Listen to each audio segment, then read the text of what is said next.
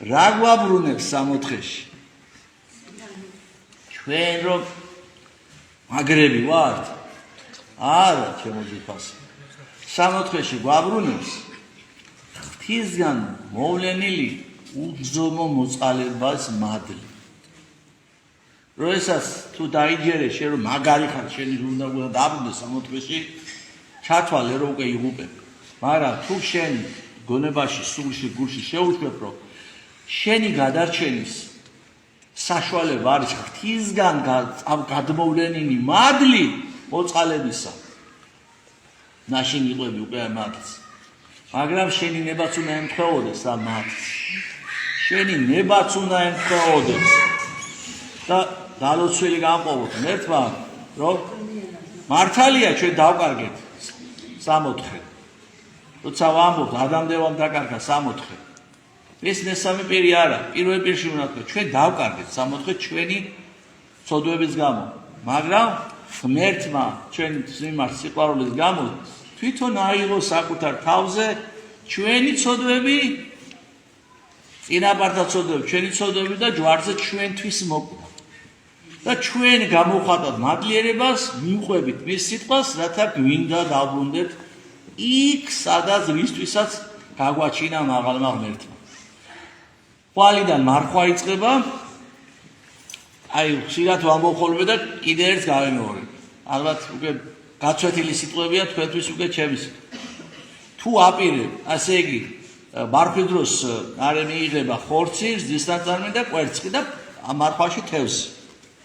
მაგრამ უმჯობესია ჭამოთ ქათმის ხორცი, ვიდრე მეზობლის ხორცი. ან ოჯახის წევრის ხორცი ჭამთ. ერთმანეთს ჭამდეთ, ჯობია ქაცამ ჭამდეთ, საქონელს ჭამდეთ, ღორის ხორცს ჭამდეთ, ვიდრე ჭამდეთ ერთმანეთს. ამიტომ გვახსოვდეს, რომ უპირველესი რაზედაც უნდა ვიმარხულოთ, ესა პირიდან ამომავალი. მერე ჩამავალ. ჯერ ამომავალზე ვიმარხულ. მერე ჩამოვარც. ყოველ სიტყვას გაუფრთხილდეთ. ყოველ სიტყვას. სიტყვა არ არის რაღაც ჭერადობა და მეტი არაფერი. სიტყვა არის ის, რასაც შეუძლია ისე მოკლას ადამიანი, რომ ვეღარ მოbrunდეს ამ ქვეყანაზე. შეიძლება ეს მოხდეს. დაგვიპაროს მე. ანუ ყოველ სიტყვას გაუფრთხილდეთ. ეს არის მარხვა. როდესაც ადამიანი ამას ცდილობს, უკვე ის არის იმისთვის არის მარხვა თორემ. შენ თუ ხორცი არ ჭამე, დიდი ამბავი. მართლობისთვის ნებისმიერი დიეტა, რომ ნახო ძალიან ემთხვევა მარხვის ელემენტებს. და თუ კი შენ პარალელურად პირიდან ამომავალზე არ მარხულო, ნუ მაშინ დიეტაზე დამდგარ ხარ დალოცვილო და არა მარხვაზე.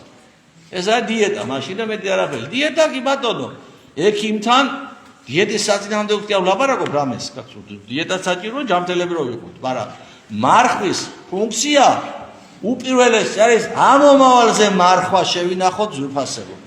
მერე რა თქმა უნდა ჩამავალზე.